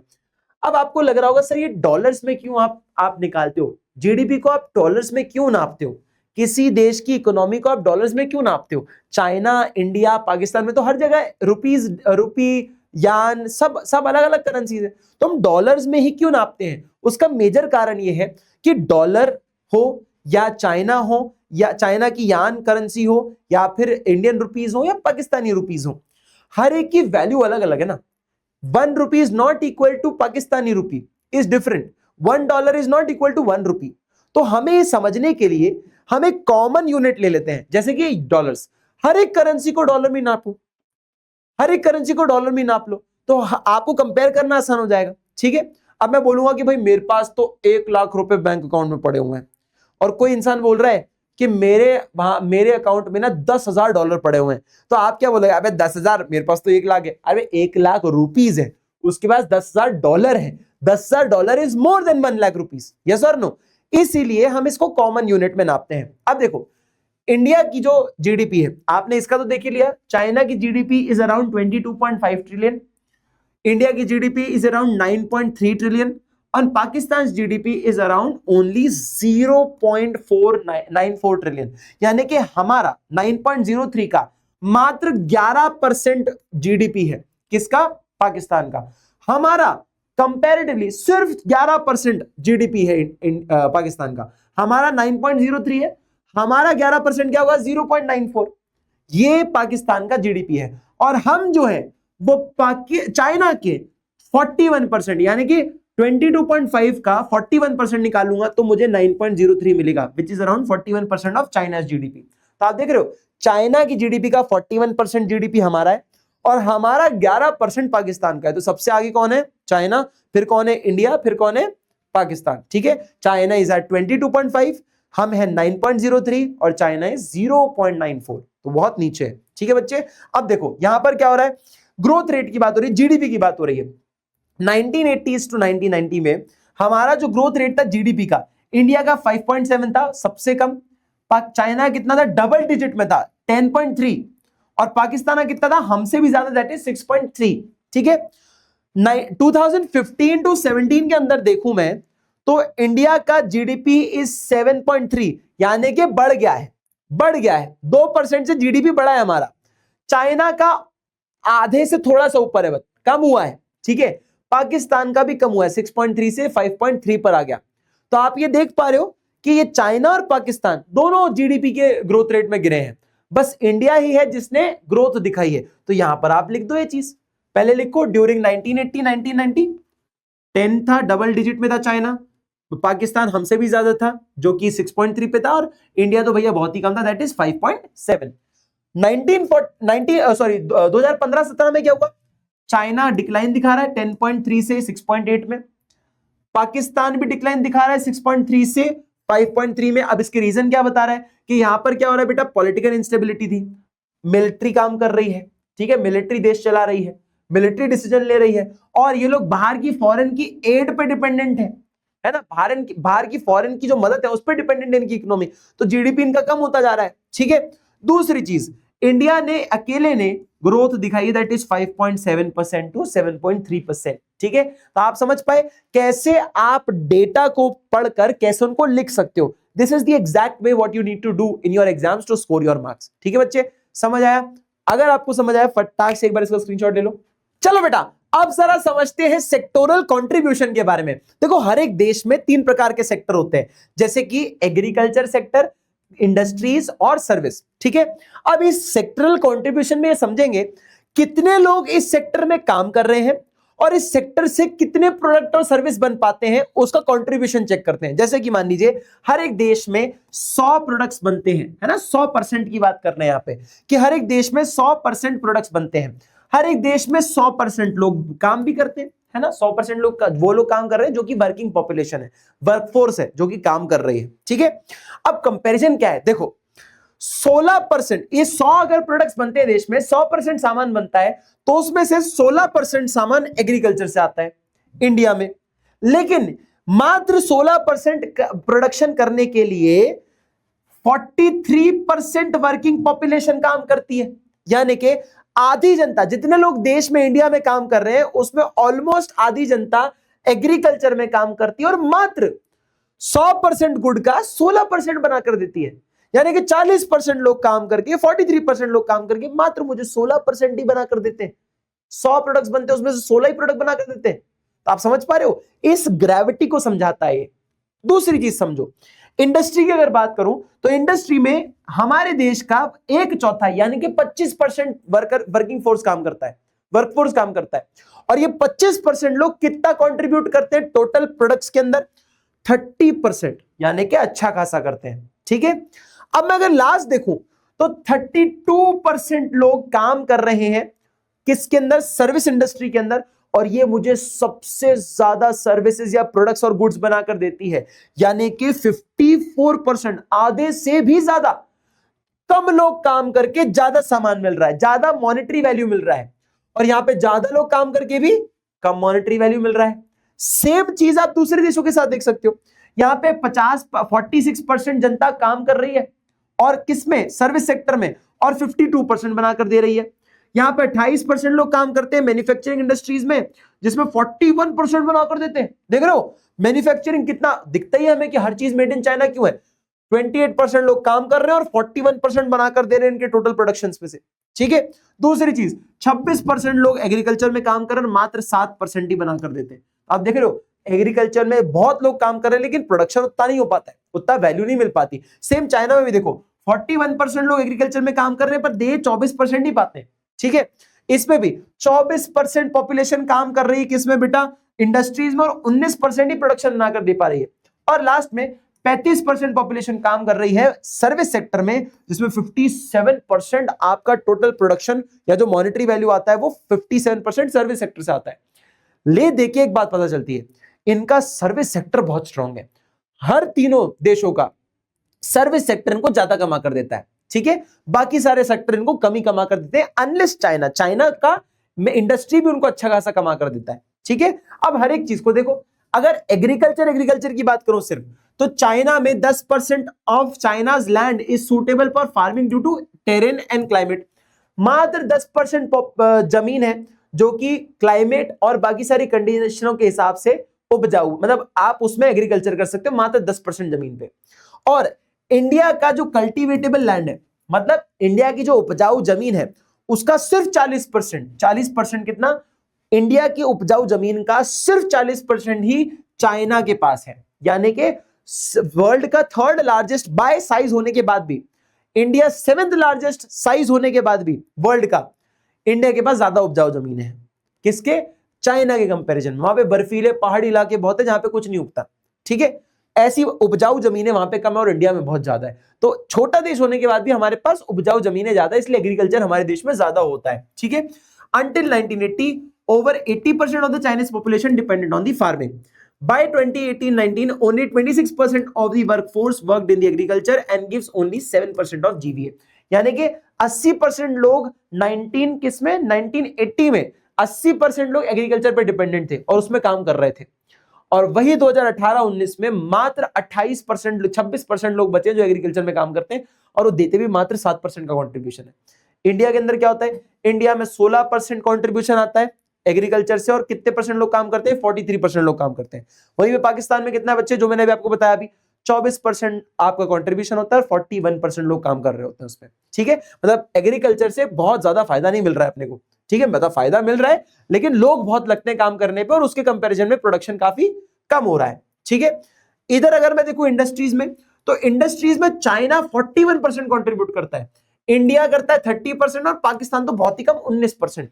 ठीक है, अब इसमें अगर तुम ये देखो, चाइना इकलौता ऐसा कंट्री जो सबसे ज्यादा प्रोडक्शन करके देता है। और चाइना में कितने लोग काम कर रहे हैं? चाइना में 28% लोग 41% प्रोड्यूस करके देते हैं, 25% लोग इंडिया में 30% बनाकर देते हैं, और यहां पर 24% लोग पाकिस्तान में 19% बनाकर देते हैं। ये इसका एक मोटा मोटा कंपैरिजन है। ठीक है, चाइना एक मॉडल, ट्रेडिशनल मॉडल फॉलो करता है कि पहले एग्रीकल्चर बढ़ाओ, फिर इंडस्ट्रीज बढ़ाओ और फिर सर्विस सेक्टर बढ़ाओ। ठीक है, ये इसका डेवलपमेंट पाथ है। पहले वो एग्रीकल्चर पे ध्यान दे रहा था, 80% लोग काम कर रहे थे, फिर उसने देखा एग्रीकल्चर में ज्यादा फायदा नहीं तो बनाने में विश्वास करो, इंडस्ट्रीज को डेवलप किया, 41% लोग काम करने लग गए, प्रोडक्शन करने लग गए, और अब सर्विस सेक्टर पे ध्यान दे रहे हैं, सर्विस सेक्टर भी बहुत ज्यादा फायदा दे रहा है क्योंकि, ठीक है। और लास्ट देखोगे अगर सर्विस सेक्टर, तो सर्विस सेक्टर तीनों में ही रॉकेट स्काई रॉकेट कर रहा है। कैसे? Service sector has the highest GVS share of all the 3 countries. India में 54% सामान जो बनता है वो सर्विस सेक्टर से आता है, पाकिस्तान में 57 और चाइना में 52, मतलब 50% के ऊपर ही है तीनों। बाकी जो बचे इंडस्ट्री और एग्रीकल्चर वो 50% के अंदर ही है, दोनों मिलाकर भी, ठीक है। पाकिस्तान और इंडिया चाइना की बात करें वर्कफोर्स की, तो सबसे कम लोग भी सर्विस के अंदर ही काम कर रहे हैं, यानी कि workforce in service is 1980 to 1990 में इंडिया में पहले 17% वर्कफोर्स काम करती थी, अब 32% काम कर रही है, ठीक है। चाइना में 12% काम करती थी, अब 46% काम कर रही है, और पाकिस्तान में 27% काम कर रही है, जो कि पहले कितना था बच्चे, कितना था, अब 35% हो गया, ठीक है। ये कंपैरिजन आप यहां पर भी देख सकते हो, ये कंपैरिजन आप यहां पर भी देख सकते हो, ठीक है। वर्कफोर्स देखो 41, 24 और 35, ठीक है बच्चे, समझ आया? आई होप कि आपको समझ आ गया होगा। नाउ कंक्लूजन वाला पार्ट, कंक्लूजन वाला ये पार्ट है कि एग्रीकल्चर सेक्टर तो भाई तीनों में डिक्लाइन हो गया, चाहे वो इंडिया हो, चाहे वो पाकिस्तान हो, चाहे वो चाइना हो, तीनों में डिक्लाइन हुआ एग्रीकल्चर। दूसरी चीज इंडस्ट्रियल सेक्टर की बात करूं तो सिर्फ चाइना ने ग्रोथ दिखाई है डबल डिजिट में, सिर्फ चाइना ने ग्रोथ दिखाई है, दैट इज 41% के आसपास, बाकी सब तो गिर ही रहे हैं, ठीक है। पाकिस्तान और इंडिया का इंडस्ट्रियल ग्रोथ बहुत ज्यादा नहीं रहा, कम हुआ, डिक्लाइन ही हुआ है इनफैक्ट, ठीक है। बाद में चाइना का भी डिक्लाइन हुआ, बाद में चाइना का भी इंडस्ट्रियल ग्रोथ डिक्लाइन हुआ है, ठीक है। लेकिन सर्विस सेक्टर में चाइना हो, चाहे आपका इंडिया हो या पाकिस्तान हो, तीनों ने ग्रोथ दिखाई है बच्चे, तीनों ने पॉजिटिव ग्रोथ दिखाई है, ठीक है, समझ आया? Service sector China is able to maintain its rate and while there are positive growth in India, India में तो पॉजिटिव ग्रोथ ही है, और तीनों किसके ऊपर है? सर्विस सेक्टर में तीनों ही ऊपर है, ठीक है बच्चे, समझ आया? चलो जी, during this period Pakistan has showed decrease in all the 3। हाँ, पाकिस्तान में लेकिन सर्विस सेक्टर में थोड़ा सा डिक्लाइन आया जरूर है, ये जरूर है, क्योंकि पाकिस्तान में तीनों सेक्टर गिरे, उनकी इकोनॉमी वैसे ही हैम्पर हुई है, तो तीनों सेक्टर में इंपैक्ट तो आया अगर पुराने डेटा के साथ कंपेयर करें तो, ठीक है, तीनों में डिक्लाइन जरूर आया, ठीक है बच्चे, समझ आए? तो कंक्लूजन भी यू नो नाउ। अब लास्ट आपका डेटा आता है जिसमें आप कुछ टर्म सीखते हो, ये टर्म्स क्या है जरा ध्यान से और गौर से सुनिएगा, देखिएगा। देखो, ह्यूमन डेवलपमेंट इंडिकेटर, अब जब हमें कंपेयर करना ही है तो हमने किन किन बेसिस पे किया? हमने डेमोग्राफिक इंडिकेटर्स के बेसिस पे किया। कंट्रीब्यूशन देखा हमने किसका? ग्रोथ का कंट्रीब्यूशन देखा, सॉरी सेक्टर्स का कंट्रीब्यूशन देखा, कौन सा सेक्टर कितना कंट्रीब्यूट कर रहा है। हमने ग्रोथ देखा, कौन सा देश कैसी ग्रोथ दिखा रहा है, हम अलग अलग पैरामीटर्स पे इसको चेक कर रहे हैं, इंडिया को और पाकिस्तान और चाइना को।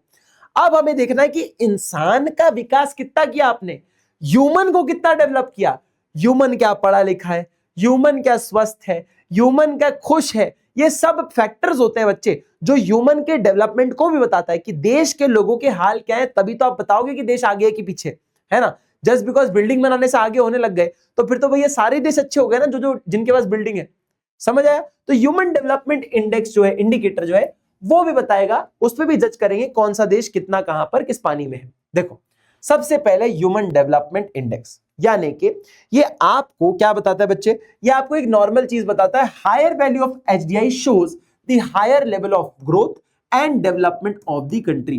ह्यूमन डेवलपमेंट इंडेक्स ये बताता है कि अगर आपका एचडीआई ज्यादा ऊपर है, यानी कि आपके देश के लोग पढ़े लिखे होंगे, देश के लोग ज्यादा समझदार होंगे, देश का विकास भी उतने रेट पे हो रहा होगा। ये क्या बताता है बेटा? Higher HDI means higher social economic development, क्या आपने सोशली और इकोनॉमिकली, यानी कि पैसों के साथ भी और सोशली भी, दोनों तरीके से इंसान का विकास किया हुआ है, ठीक है। इंडिया का एचडीआई वैल्यू है 0.645, चाइना का है 0.761 और पाकिस्तान का है 0.557। वही आप डेटा आपके सामने है तो आप ऐसा लिख सकते हो, China has the highest HDI which is 0.76, then it is India that is 0.645 and then it is 0.557 which is Pakistan। अब इन वैल्यूज में मुझे बताओ सबसे ज्यादा वैल्यू इसका है, तो रैंक सबसे ऊपर किसकी होगी? सर चाइना की होगी ना, फिर किसकी होगी? इंडिया की होगी, फिर किसकी होगी? पाकिस्तान की होगी। तो ह्यूमन डेवलपमेंट इंडेक्स के अनुसार जो रैंक दी गई है वर्ल्ड में, चाइना की है 87, इंडिया की है 130 और पाकिस्तान की है 144। इन वैल्यूज के हिसाब से, स्कोर के हिसाब से जो रैंक दी जाती है ना, ये रहा स्कोर, ये रही रैंक, लॉजिकल है। तो आप सेकंड पॉइंट लिख सकते हो, ranks on the basis of HDI. China gets the highest rank among the three because their score is much better than Pakistan and India. They rank around 87 in the world. Then comes India, which has the second highest score in among the three, which is 130. They get the rank, and then it comes Pakistan with the least, that is 154. समझ आए? तो ऐसे नाप तोल के आप लिख सकते हो अपनी भाषा में, कोई दिक्कत नहीं है, अपनी इंग्लिश में लिखो बेहतरीन, बस थोड़ी ढंग की इंग्लिश में लिखना, उल्टी पुल्टी मत कर देना कुछ भी, ठीक है बेटा। चलो, लाइफ एक्सपेक्टेंसी यानी कि औसतन एक आदमी कितना जीता है आपके देश में। बेटा अगर ये चीज, अगर आपका औसतन एज अगर देश में बहुत कम है, यानी कि मान लो 40 साल ही जीता है एक आदमी आपके देश में, तो ये बताता है कि आपके देश में हेल्थ सेक्टर बहुत ही वीक है, आपके देश में पानी साफ नहीं है, आपके देश में लोगों के पास खाना ढंग का नहीं है, तभी लोग जल्दी मर जाते हैं। तो ये भी हमें प्रूव करना पड़ता है कौन से देश में कहां ज्यादा लोग जी रहे हैं। चाइना में 76.9 ईयर्स रहते हैं, यानी कि 77 साल जीते हैं एक इंसान, 77 years on an average. India में 69.7 यानी कि 70 साल एक आदमी जीता है औसतन, और पाकिस्तान में आता है 67.3। सर डेटा पढ़ते ही ऐसा लगता है पापा हमारे 45 48 के हो गए, 50 के हो गए यार। तो बेटा ये ऑन एन एवरेज होता है, ठीक है, एवरेज औसतन माना जाता है कि ऑन एन एवरेज। और दिमाग में आ जाता है ना, मैंने सोचा कि मैं जब तक पढ़ा रहा हूँ आधे बच्चे सोच रहे होंगे अरे यार सर ऐसा मत करो यार, है सैड मत करो यार, तो डराने वाली बातें हैं। बच्चे ऐसे डरते नहीं है, ये औसतन है, एवरेज है, और ज्यादा भी जीते लोग, टेंशन मत लो, ठीक है। चलो जी, mean years of schooling percentage aged between 15 to above, के वो लोग जो कि 15 साल के ऊपर और ऐसी हायर एजुकेशन ले रहे हैं, वो कितने ईयर्स ऑफ मीन स्कूलिंग ले रहे हैं। तो इसमें 6.5 ईयर्स, इसमें 8.1 ईयर्स यानी कि ज्यादा अच्छा है, और पाकिस्तान में कितना है 5.2 ईयर्स यानी कि थोड़ा सा कम है। ये सारे के सारे जो पैरामीटर्स हैं, मैं तो भी स्क्रीनशॉट दिलवा दूंगा, हर एक वैल्यू को तुम्हें कंपेयर करना होगा, वैसे लिखा हुआ है जैसे मैं बोल रहा हूं ना, वैसे ही वहां पे बस वो शब्दों में लिखा हुआ है जो मैंने तुम्हें सिखाया। डेटा देखो, ऊपर नीचे करके लिख दो, चाइना की हाईएस्ट है, पाकिस्तान की लोएस्ट है, इंडिया कहीं बीच में स्ट्रगल कर रहा है, ऐसे आपको लिखना है कहीं ना कहीं, ठीक है। Gross national income per capita यानी कि पर कैपिटा इनकम कितनी है, तो डॉलर्स में निकाली गई है, ठीक है। ये किस में बच्चे, डॉलर्स में, यूएस डॉलर्स में। तो इंडिया में औसतन एक आदमी सालाना $6,681 कमाता है, ठीक है। वहीं चाइना में एक इंसान $16,057 कमाता है, ठीक है, सालाना, और पाकिस्तान में $5,005 कमाता है सालाना। यानी कि एक औसतन आदमी कितना कमाता है उसको बता रहा है, पर कैपिटा इनकम बता रहा है, ठीक है। चाइना की हाईएस्ट है, इंडिया की सेकंड है, और पाकिस्तान की थर्ड है। फिर आता है परसेंटेज बिलो पॉवर्टी लाइन, गरीबी रेखा के नीचे कौन कौन कितने लोग हैं भाई। पाकिस्तान में मात्र पूरी पॉपुलेशन में 1.7% पॉपुलेशन है, पूरे 100% में से मात्र 1.7% पॉपुलेशन है, यानी कि 100 में से 2 ही लोग होंगे जो गरीब होंगे, बाकी सब लोग below poverty, above the poverty line है, गरीबी रेखा के ऊपर है। इंडिया में थोड़ा सा रेट ज्यादा है, दैट इज 21.9%, और पाकिस्तान में है 24.3%, ठीक है। 24.3% पाकिस्तान में है, यानी कि चाइना और इंडिया और सॉरी पाकिस्तान में थोड़ा अंतर है, ज्यादा नहीं है, ठीक है। चलो, इन्फेंट मोर्टेलिटी रेट का मतलब क्या होता है, पर 1000 लाइफ बर्थ, यानी कि इंडिया और पाकिस्तान में एक अच्छी चीज देखी गई, चाइना में एक बड़ी अच्छी चीज देखी गई, हर 1000 बच्चों में जो बच्चे अपना पहला बर्थडे भी नहीं मना पाते, यानी कि फर्स्ट बर्थडे मनाने से पहले उनकी डेथ हो जाती है, वो कितने बच्चे हैं, 1000 बच्चों पे ऐसे कितने बच्चे हैं जो अपना फर्स्ट बर्थडे भी नहीं मना पाते। तो उसमें से हर 1000 पे इंडिया के अंदर 29.9% बच्चे हैं जो कि अपना दम तोड़ देते हैं पहले बर्थडे मनाने से पहले ही, या तो प्रेगनेंसी के दौरान जब उनकी डिलीवरी हो रही होती है तब वो मर जाते हैं, या फिर क्या होता है बच्चे, या फिर ये तो पेन भी भाई उड़ता रहता है, जैसे फ्लाइंग सिंह हो रखा है अभी तो 1000 में से कुछ 30 बच्चों की डेथ हो जाती है। 1000 में से, अबे 74 नहीं है, 74 होगा, 7.4 होगा, कुछ भी वही वैल्यू थोड़ी है, 7.4 होगा भाई, ये 74 नहीं है चाइना में। रुक जाओ, इधर डॉट हटा दिया। श्वेता दीदी क्या करती हो यार तुम भी, है श्वेता दीदी, अभी वैल्यूज कैसी की तैसी हो जाती। कहां गया इधर, कहां गया इन्फेंट मोर्टेलिटी रेट, है ना। लो IMR shows better health sanitation facilities as most infants die due to unhygienic insanitary environment.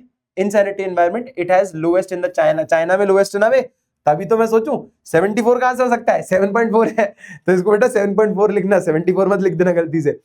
Pakistan में सबसे हाई है बेटा, 1000 बच्चों में कुछ 57.2 बच्चे हैं जो कि दम तोड़ देते हैं पहला बर्थडे मनाने से पहले भी। ठीक है, समझ आए। अब आता है मेटरनल मोर्टालिटी रेट। मेटरनल मतलब यानी कि मां, मोर्टालिटी यानी कि मृत, और रेट यानी कि कितने लोगों के ऊपर ऐसा हो जाता है।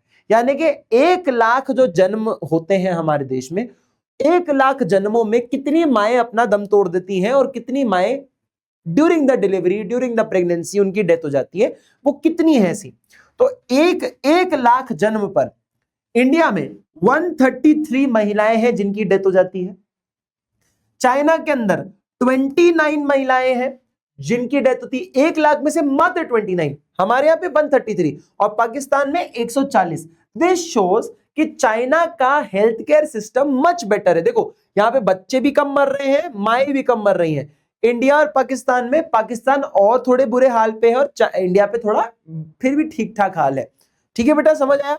दिस शोज कि 1 लाख औरतों पे जो जन्म देती हैं उस पे मात्र 30 औरतें हैं जिनको अपनी जान गंवानी पड़ती है। ठीक है, population using least basic sanitation, यानी कि जो बेसिक हाइजीन होता है ना, साफ जगह, साफ हवा, साफ जो ऐसी जगह होती है रहने की, जमीन साफ हो, पानी साफ हो, ऐसी चीजें है ना, पानी नहीं जमीन साफ हो, तो ये सब क्या है बच्चे, बेसिक सैनिटेशन जो होता है कि अच्छा पौष्टिक खाना मिले, ये सब चीजें मिले।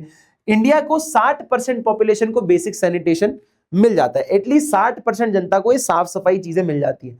चाइना में 75% पॉपुलेशन को ये मिल जाता है और पाकिस्तान में 60%, यानी कि इंडिया और पाकिस्तान इज दी सेम है, दोनों की 60% जनता को बेसिक हाइजीन मिल जाता है, बेसिक सैनिटेशन मिल जाता है। ठीक है, population using least basic drinking water, अगर पीने का पानी की बात करूं तो पीने का पानी कितने प्रतिशत जनता को साफ पीने का पानी मिल जाता है, तो इंडिया में 93% लोगों को पानी पीने का साफ मिल जाता है, 96% को चाइना को मिल जाता है और पाकिस्तान को 91% लोगों को साफ पीने का पानी मिलता है।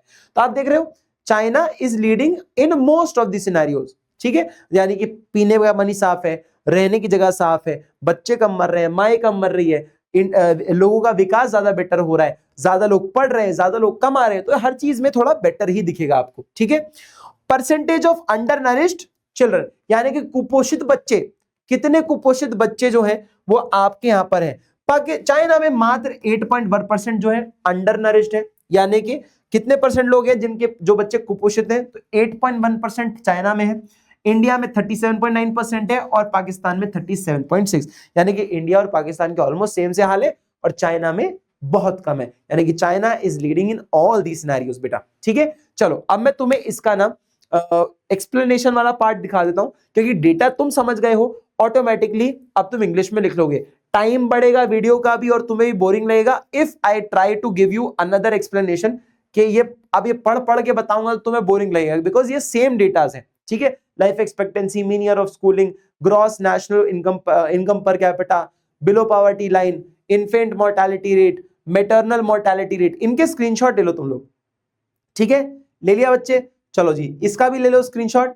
चलो बेटा अब चैप्टर एंड ही हो रहा है, बस उससे पहले एक लिबर्टी इंडिकेटर समझ लो। लिबर्टी इंडिकेटर ये बताता है कि आपके पास कितनी पॉलिटिकल फ्रीडम है और आपके पास कितनी एक्चुअल में, मतलब कितने आपके पास सिविल राइट्स हैं, कितना आपके पास पॉलिटिकल फ्रीडम है, ये आपको बताता है। यानी कि liberty indicator is a major of how much civil and political freedom people have in a country, कि भाई आप कैसे घूम सकते हो मार्केट में, आपको बोल पाओगे कि नहीं बोल पाओगे किसी कंट्री के बारे में या उसकी सरकार के बारे में, आपको कितनी छूट दी गई है। एग्जांपल के तौर पे आपको कॉन्स्टिट्यूशनल प्रोटेक्शन कितना दिया गया है, कितने हद तक दिया गया है, आपके पास अधिकार क्या क्या है। ठीक है, इंडिपेंडेंस ऑफ जुडिशरी, क्या आपका जुडिशरी सिस्टम है वो इंडिपेंडेंट है कि उस पर किसी का इंटरवेंशन है, कोई दबाव है या कोई बीच में आकर एंटर कर सकता है। जैसे सऊदी अरेबिया में एक कॉन्सेप्ट है कि अगर जज ने कोई डिसीजन लिया तो उसको कोई नहीं चेंज कर सकता, बस एक इंसान के अलावा, वो है king.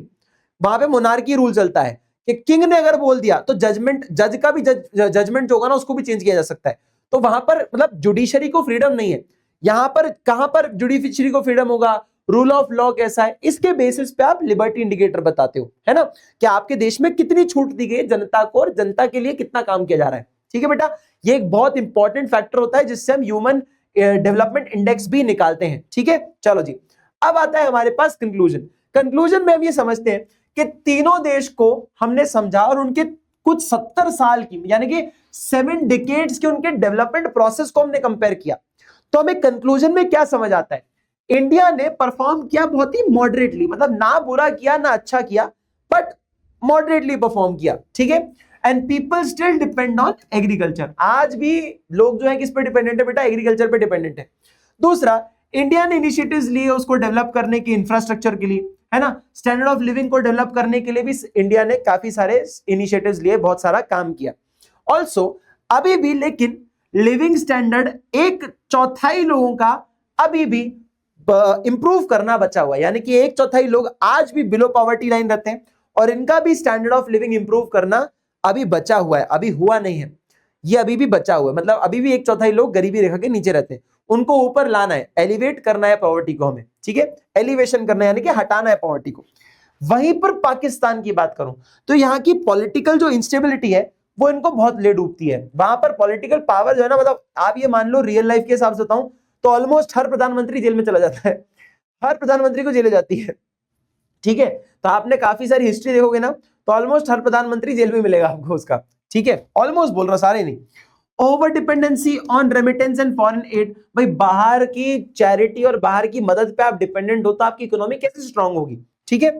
Performance of agriculture sector are the major reason of the slow down of Pakistan economy, Pakistan की इकोनॉमी का स्लो डाउन का मेजर रीजन है उनका एग्रीकल्चर सेक्टर, वो इतना डोमिनेटिंग नहीं है, ना इतना ज्यादा उनको प्रोडक्टिविटी देता है, ठीक है, मतलब है इच्छा लेकिन इतना नहीं है कि देश को संभाल पाए, ठीक है।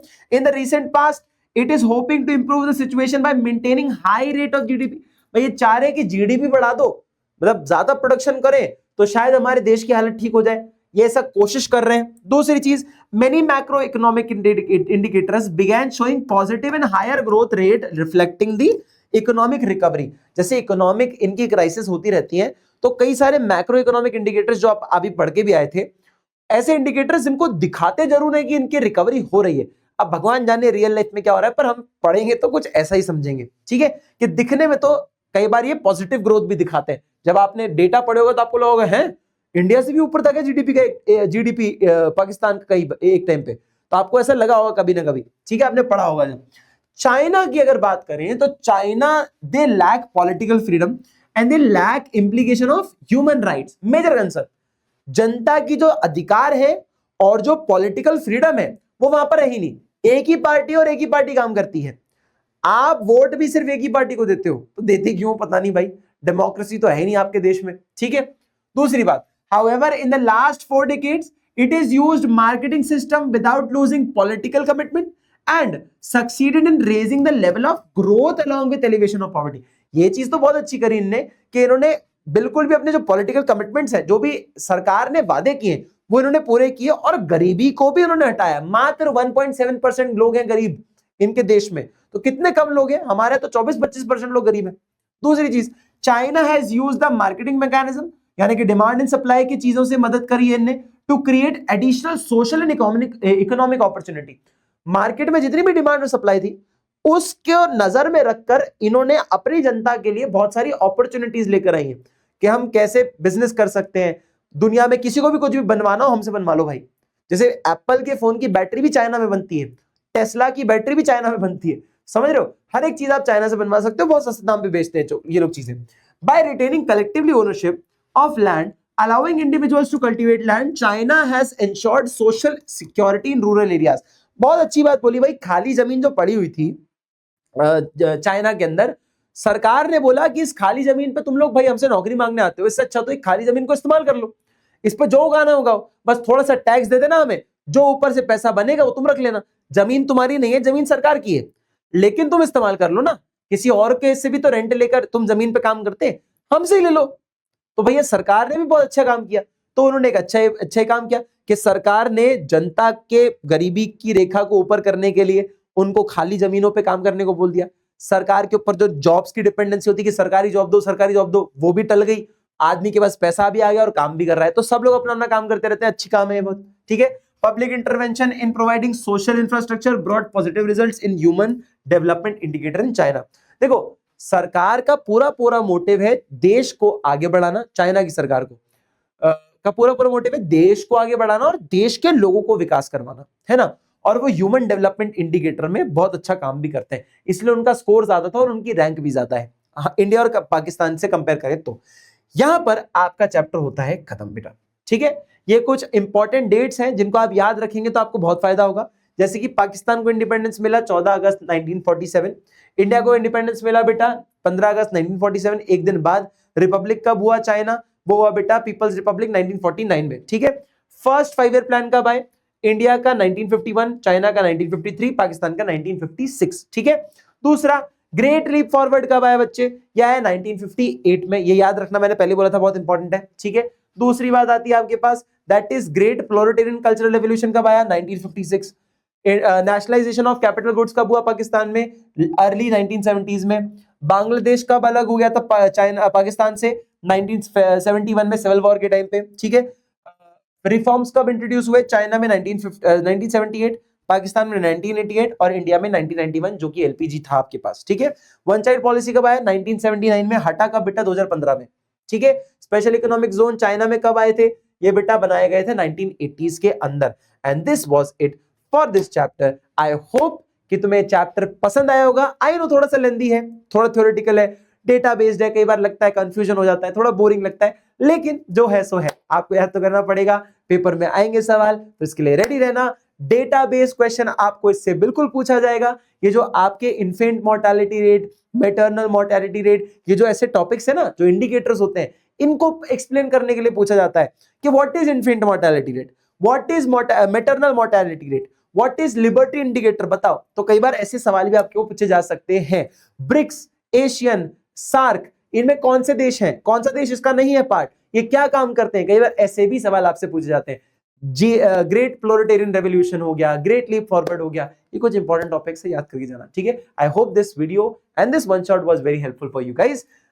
और अच्छा होगा कि अगर आप अपने दोस्तों तक ये पहुंचाओ, बिकॉज सिर्फ अकेले टॉपर बन के क्या फायदा होगा भाई, सब लोग अगर साथ में बनेंगे, सब लोग अगर साथ में अच्छे मार्क्स लाएंगे, which is much much much better. होता ना कि दोस्त फेल होता है और हम फेल होते हैं तो ज्यादा सुख होता है, जब दोस्त टॉप करेगा तुम भी टॉप करोगे तो और ज्यादा सुख होगा, ठीक है जी। तो please do like the video, share this video, comment down on the video कैसा लगा तुम्हें। ऑल्सो सब्सक्राइब द चैनल जिससे कि और वीडियोस आते रहे तो तुम लोग बिना किसी दिक्कत के उन्हें देखकर मस्त अपना टॉप करते रहो एग्जाम में। Thank you so much, lots of luck, take care, all the best.